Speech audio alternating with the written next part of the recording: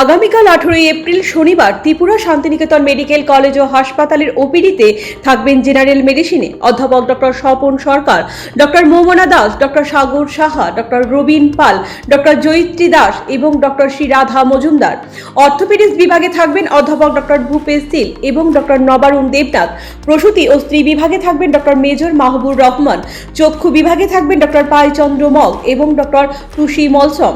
Anaesthesia বিভাগে থাকবেন doctor Subhashis দাম। ইএনটি বিভাগে থাকবেন ডক্টর প্রাণ গোপাল দত্ত এবং ডক্টর শান্তনু রয়। অ্যান্টিরেবিস বিভাগে থাকবেন মঞ্জুরি সূত্রধর। জেনারেল সার্জারি বিভাগে থাকবেন ডক্টর দেবদীপ দেবনাথ এবং ডক্টর মিমানি দে। শিশু বিভাগে থাকবেন ডক্টর স্বপ্না সিনহা, ডক্টর অনুভব ঘোষ, ডক্টর অলিভিয়া দাশগুপ্ত এবং ডক্টর নীলাঞ্জন মজুমদার। ডেন্টাল ওপিডিতে থাকবেন ডক্টর দীপরাজ দালাল এবং ডক্টর জয়শ্রী মজুমদার। ফিজিওথেরাপিতে থাকবেন অরিন্দম বিশ্বাস এবং স্লিমা সাহা। শান্তিনিকেতন মেডিকেল কলেজ ও হাসপাতালের ওপিডির পাশাপাশি আইপিডি বিভাগও চালু রয়েছে। আইপিডি বিভাগে আয়ুষ্মান ভারত পরিষেবার সুযোগও উপলব্ধি রয়েছে। জেনারেল মেডিসিন, জেনারেল সার্জারি ও চোখের চিকিৎসা এই তিনটি বিভাগে আয়ুষ্মান কার্ডে স্বাস্থ্য পরিষেবা দেওয়া হচ্ছে।